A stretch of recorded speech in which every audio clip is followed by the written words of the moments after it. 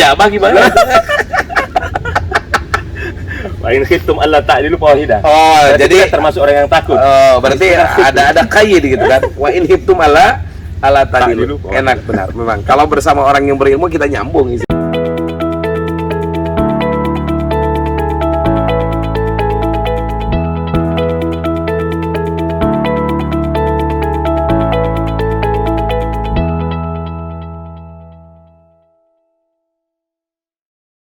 Bismillahirrahmanirrahim. Assalamualaikum warahmatullahi wabarakatuh. Sahabat-sahabat sekalian, alhamdulillah pagi ini saya berada di tepi pantai Maiyah di Kampung Melayu Batu Besar, Batam. Alhamdulillah, dan duduk bersama kami Syekh Marsapwan Abdul Wahab LCMA. Assalamualaikum Syekh. Ya, saya kalau melihat wajah antum sepintas seperti Giren Syekh Al-Ajar ini. Luar biasa. Trofi Al-Ajarnya juga gamis ini Syekh. Gimana kabarnya Syekh? Alhamdulillah. Ahlan wa sahlan. Barakallahu fik. Alhamdulillah saya bisa bertemu dengan beliau. Beliau adalah pimpinan Pondok Pesantren Darul Falah Nongsa, juga pimpinan Pondok Pesantren Yatim Piatu yang ada di Maiyah ini. Beliau asli keturunan Melayu asli yang ada di Batam ini. Jadi beliaulah penduduk asli yang ada di Batam ini. Yang pertama ingin saya tanyakan, Syekh, bagaimana antum melihat perjalanan Batam yang dari mulai kepulauan kampung asli sampai menjadi otorita Batam yang saya kira ini menjadi epicentrum kekuatan ekonomi Indonesia yang berseberangan dengan Singapura dan Malaysia, Syekh. Terima kasih, jazakumullah khair katsira. Pertama saya ucapkan ahlan wa sahlan, selamat datang Pak Kiai Haji Muhammad Hanafi yang alhamdulillah bisa bersilaturahim dengan kami di Batam. Khususnya tadi pagi, tadi subuh sudah bersama-sama santri Darul Falah di Batu Besar, Batam. Memang saya tadi sampaikan Pak Kiai, saya memang lahir di sini. Orang tua saya lahir di Batam juga, kakek pun lahir di Batam. Lahir di Batam tahun 1928. Sebelum Indonesia lahir, kakek sudah lahir di sini. Dan bapaknya kakek pun lahir di sini. Lahir di sini. Nggak tahu tahun berapa. Iya. Jadi nggak ada ceritanya kalau kampung asli hilang dari peredaran Batam ya. Betul. Jadi waktu sejak kecil kami tidak menyangka Batam bisa jadi seperti ini, jadi kota maju. Dan kami memang terbiasa dari dulu dengan Singapura, Malaysia, itu sudah terbiasa karena saudara-saudara kita ada di sana. Jiran di sana. Bahkan katanya kakek Syekh juga ada di Singapura. Ada di Singapura. Sudah meninggal, tinggal paman-paman gitu. Kemudian di Johor juga ada di Malaysia. Ya, sepupu-sepupu ada di Malaysia. Jadi memang tadi tapi saya kan pernah kuliah di Timur Tengah lah, di luar negeri lah ya. Di Malaysia pernah, di Timur Tengah, di Al-Azhar, sama di King Saud University di Riyadh. Jadi memang saya dari sebelumnya saya udah sekolah di luar dari tahun 88 sudah ke Jakarta sekolah di Darun Najah. Jadi dulu Batam pembangunannya biasa-biasa saja. Memang pernah terdengar Pak Habibie itu diberikan amanah oleh Pak Presiden Soeharto untuk membangun Pulau Batam ini minimal menyamai Singapura lah gitu. Ya, jadi sebagai bagian daripada penyesuaian lah dengan Singapura gitu. Betul. Jadi itu menarik, Cek. Antum itu sejak usia SD sudah mondok di Darun Najah. Terus pindah ke Darul Falah.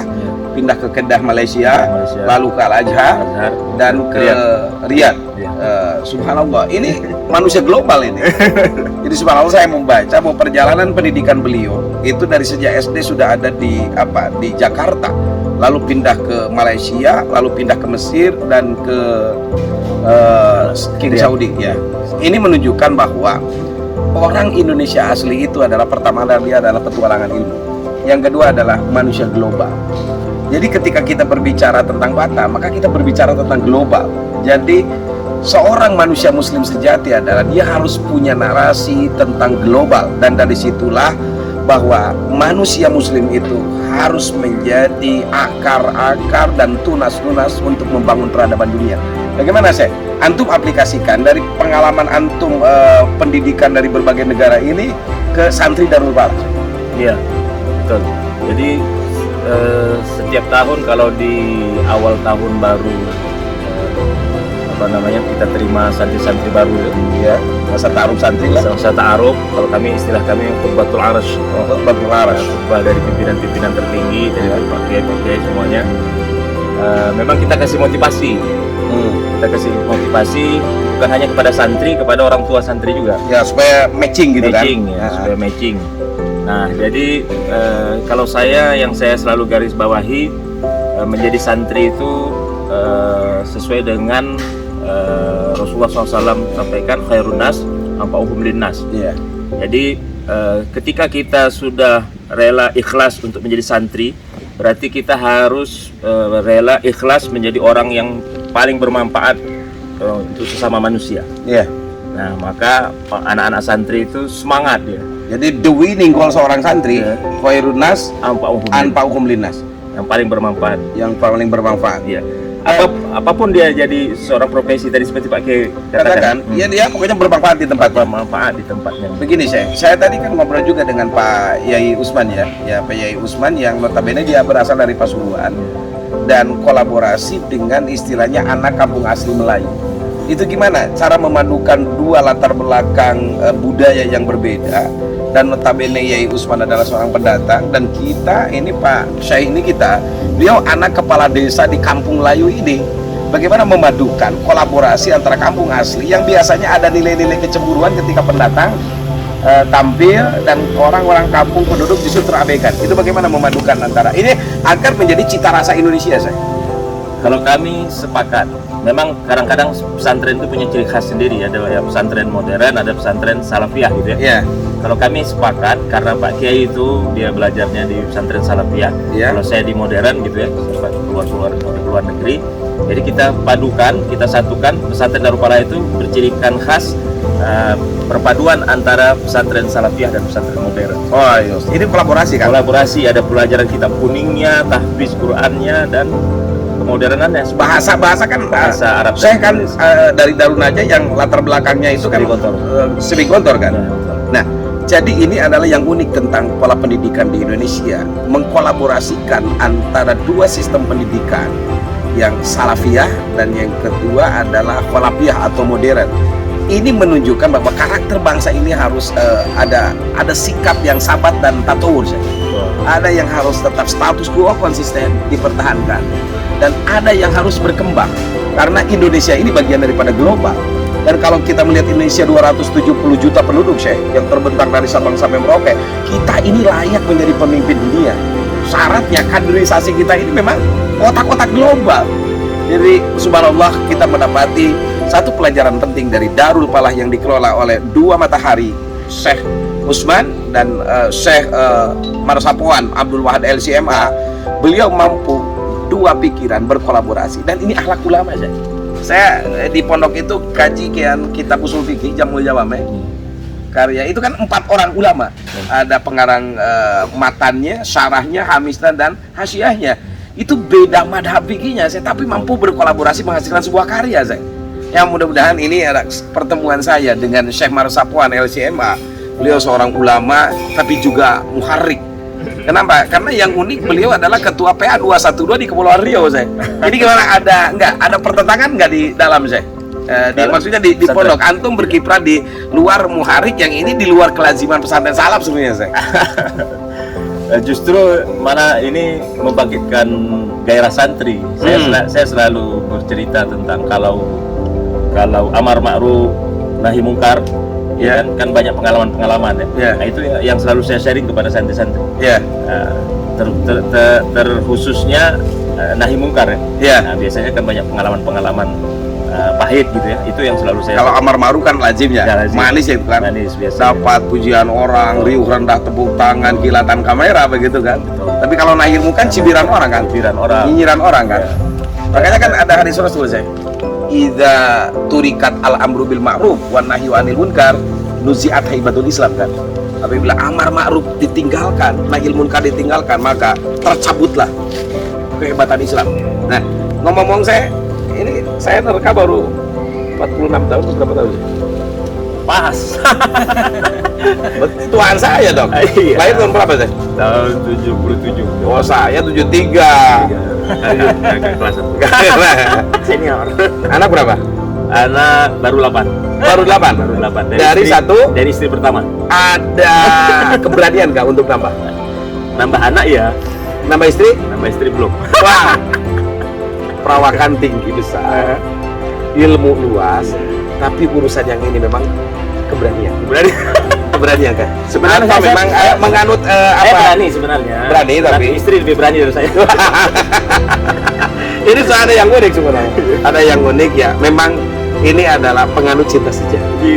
Penganut cinta sejati, subhanallah. Memang karena orang sudah mencintai sesuatu, dia tidak akan pernah berpaling ke lain hati.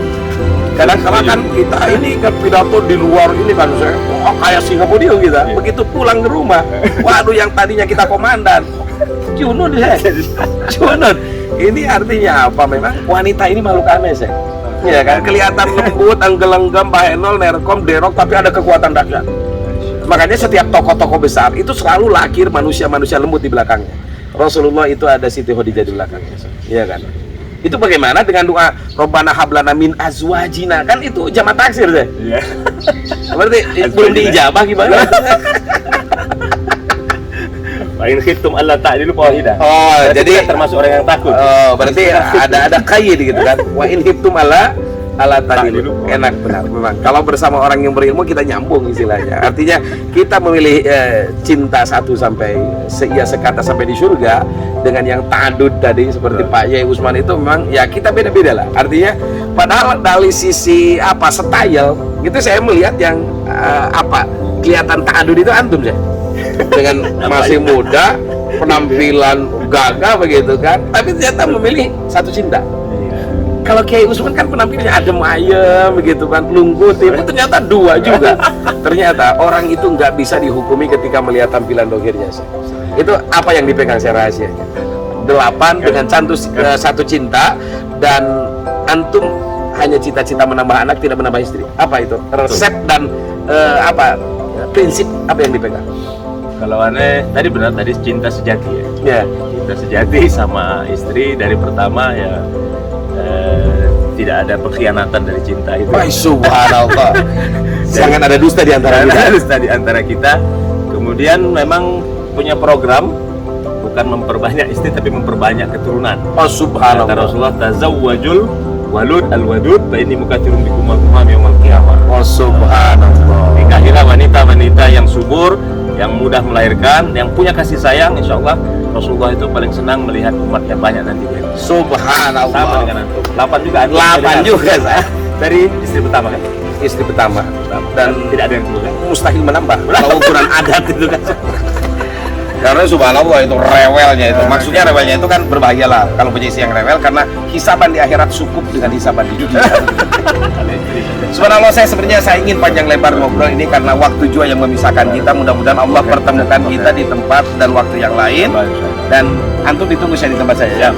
Kalaupun tidak seindah yang ada di Batam, tapi kita dimanapun kita berada, kita bisa jauh di mata, tapi kita tetap dekati hati, dekati doa. Insya Allah. Barakallahu fikum.